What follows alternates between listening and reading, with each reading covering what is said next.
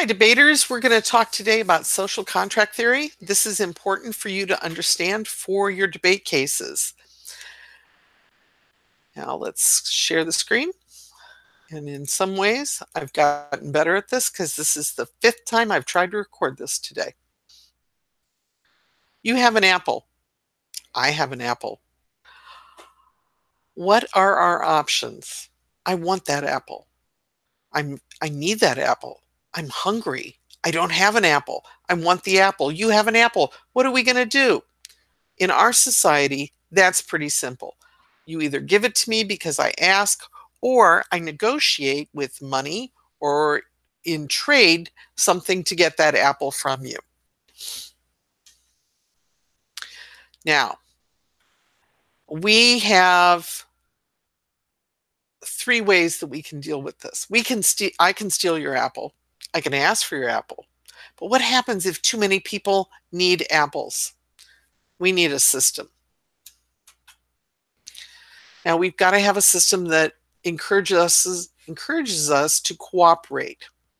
But at the same time, it has to protect 3 things. It has to protect life, it has to protect liberty, and it has to protect property. And property includes your body. So it's kind of circular with life, but it's still there. Now, in order for life, liberty, and property to be protected, we have to have justice. Justice helps give consequences when somebody hurts our property, our life, or our liberty. This is what social contract theory is. It's how do we cooperate together? How do we live together to protect everyone's life, everyone's liberty, and everyone's property? Oh, man. Do I have to read this to you? Well, the short version of this is men are rational people. And so being rational in a state of nature, they're going to try to create a way for people to work together and live together. And that is called a social contract. This will give them a life other than what's in the state of nature. Now, we're going to talk about state of nature. That is life before there is government. It's outside the rules. Now, if you've ever watched little kids play, they don't necessarily know the rules. And so they will take toys from each other, they will hit each other, they will bite each other. That is kind of the state of nature mindset that we might be talking about today. This contract has 2 distinguishable points. First, everybody has to agree. And everybody recognizes they have to give up some of their rights that they had in the state of nature. Another thing they have to agree with is that somebody's got to be in charge. Let's talk about rights. A right is a quality that is considered to be moral or morally approved. We're going to talk about morality a lot in the future, so remember this definition, but we also have this definition. Something to which one has a just claim. The power or privilege to which one is justly entitled. Or interest in a piece of property. Now, those are the 2 that are most important in our discussion. Rights are something to which one has a just claim. The power or privilege to which one is justly entitled, or the interest one has in a piece of property, often used in the plural. You have certain rights. In the state of nature, you have the right to life, liberty, and property. Do you have those in our culture now? Good question. Privileges mean the opportunities to do things without consequence. Now, these are due to every human being, regardless of their station in life, regardless of their liberty, and regardless of their property. Now, what are the primary rights in the state of nature? First of all, it's life. You got to live. Nothing else works if you don't live. Secondly, liberty to do whatever you want. And thirdly, property, the ownership of your body and what you produce. Now, in this state of nature, there is no morality. There is no right or wrong. There's just everybody and everything, and I can take from you and you can take from me under this rule of liberty. Now let's talk about liberty. It is the quality or state of being free, the power to do as one pleases. It is the removal or freedom from physical restraint or arbitrary or despotic control. So it's governments that are trying to control what you do. It is also the positive enjoyment of various social, political, and economic rights and privileges. It is the power of choice.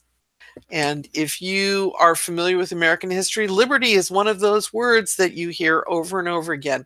We are free. We want people to be free. We have fought wars to free people.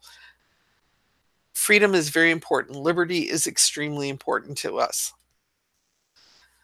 Okay, that big quote I had before, the authority and power to enforce the initial contract. Now, people join a contract, but that doesn't necessarily mean they want to stick with it. So we need to have somebody who is going to give consequences if they don't follow the rules that have been set up. Now, what kind of government, what kind of authority, what kind of power do we set up? That's where social theory philosophers come in. Social contract defines what the contract rights are.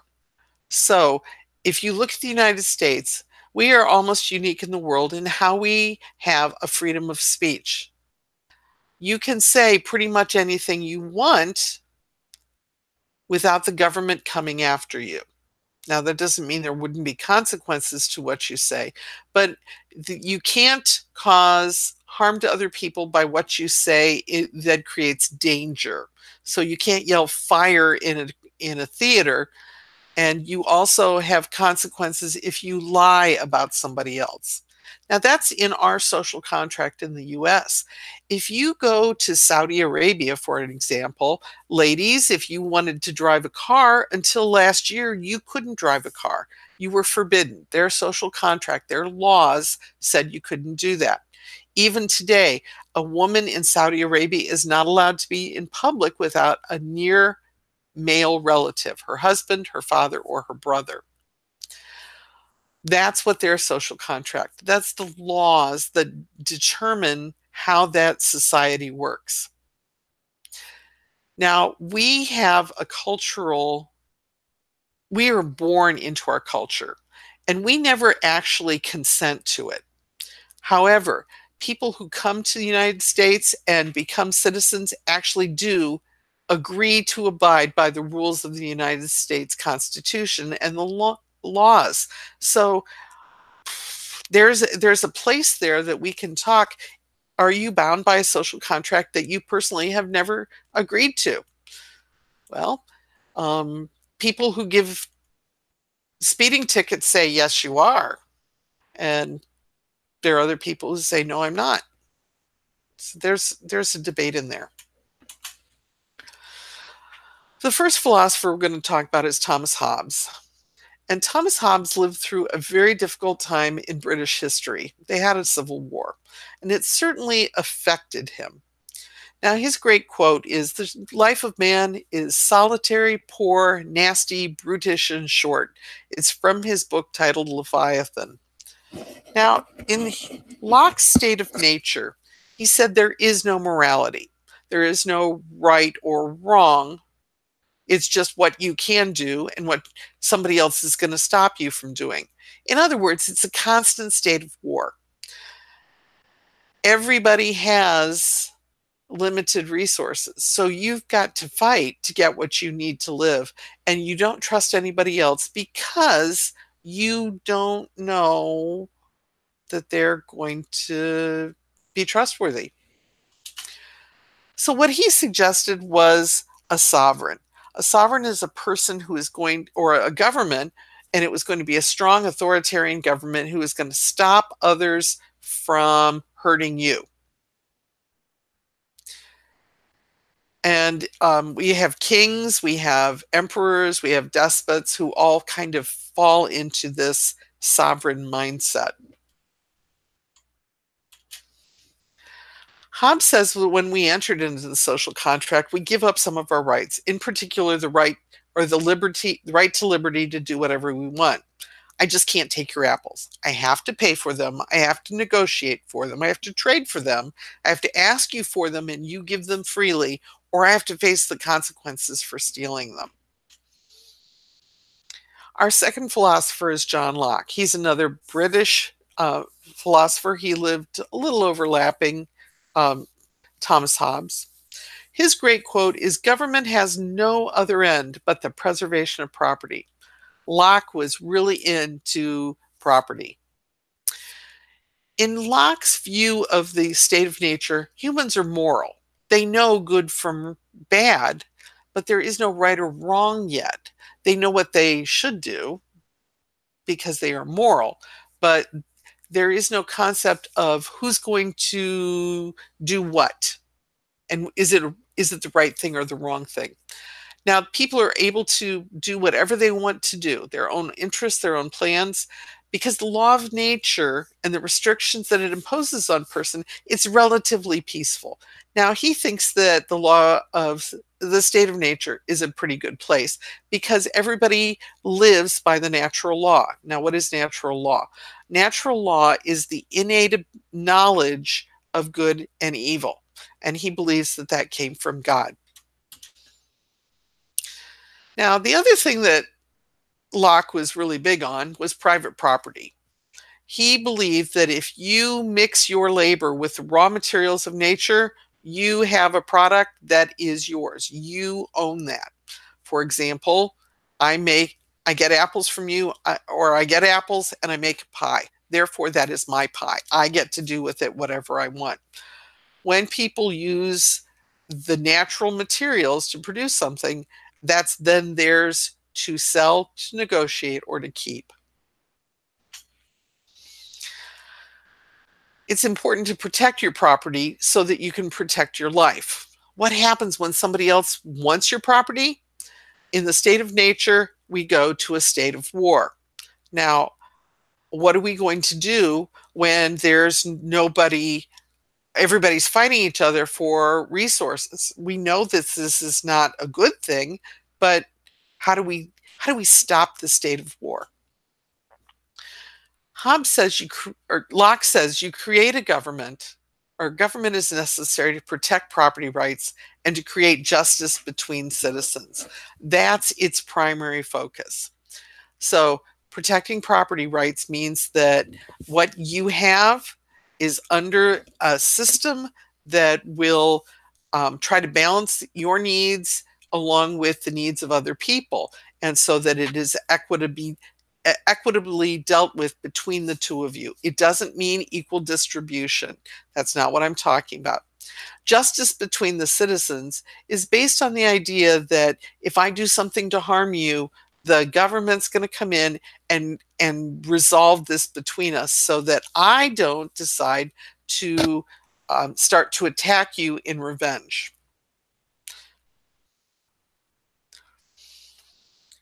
You're going to recognize this quotation.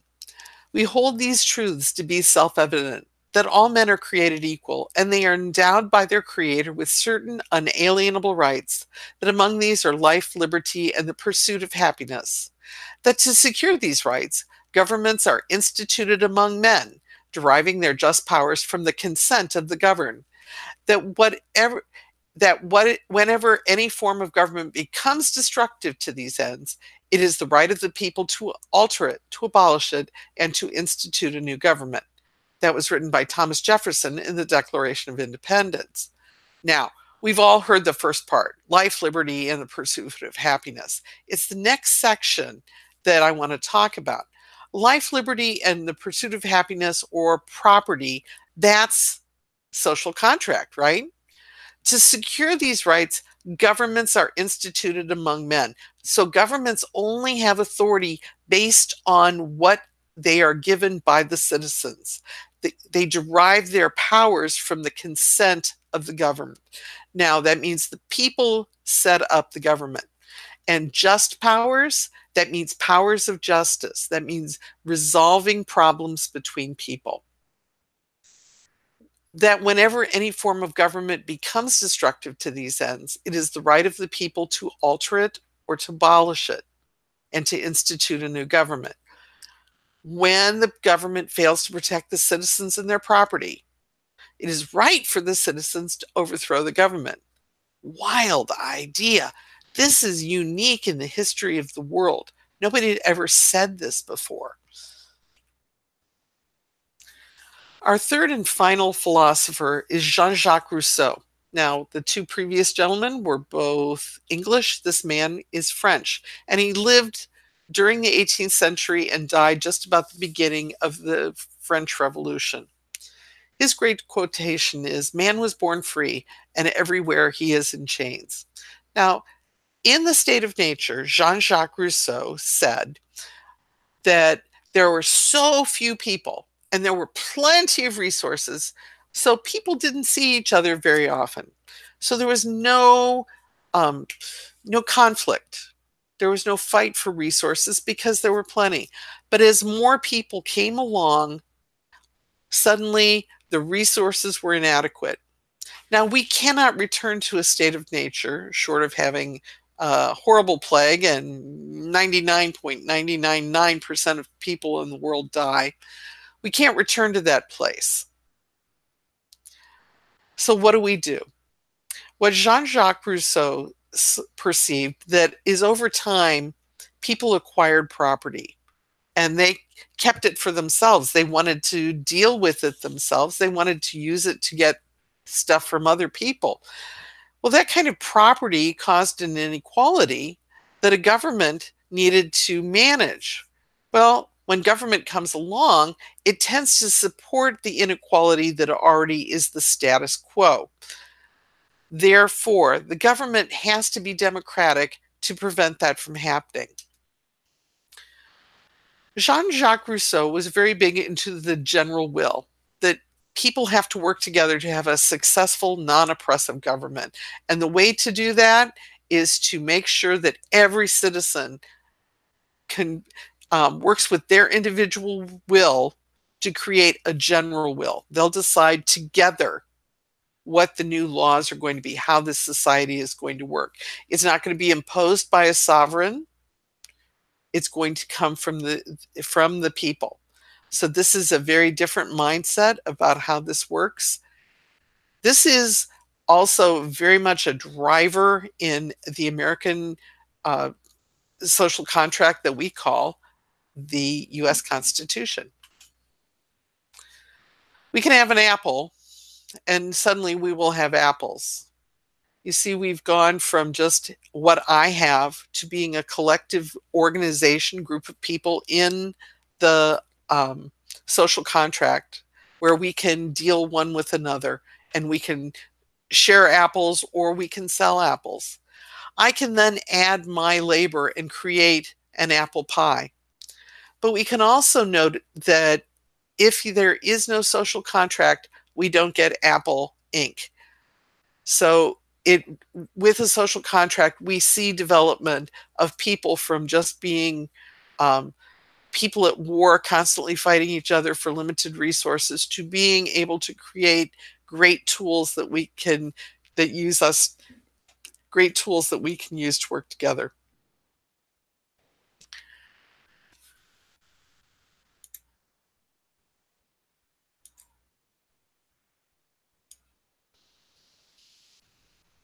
Social contract theory is very important for you to understand. Now, these are not all of the social contract theorists or philosophers. There are some modern ones that you may have an opportunity to look into. And there are a lot of people, well, I don't want to say a lot of people, there are some people who disagree with social contract theory. And they don't approve of it for a variety of reasons. I'm not going to talk about them today, but I want you to know that this is not universally accepted. I need you to understand this because as we get into our debates regarding voting, don't you think that Rousseau and Locke and Hobbes have things to say? I bet they do. So enjoy your evening. I don't have any homework for you other than to do your flowing from the other exercise that I put out on today's lesson. So do your flowing, upload it to the link, and I will see you next week. Thanks a lot. Bye-bye.